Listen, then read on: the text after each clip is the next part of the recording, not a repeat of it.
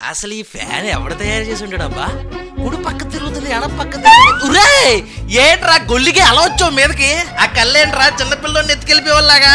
ఏంటి ఎందుకలా మీదకి వచ్చావు? ఒక్కొక్క వీడియో చేయాలా? నాకు ఓపిక లేదురా. మొన్న రీల్ చూసో జాంకాయలతో కర్రీ చేస్తారా? రీల్స్ లో ఉన్నాయన్ని చేస్తే రీల్ లాకిపోతావు. ఆడు తిని సూపర్ ఉందన్నాడు. అవురే వాళ్ళు అలాగే అంటారా? మాట్లాడితే నరికేస్తానంటూ ఏం నరుకుతావు? పద వెళ్ళి చేద్దాం.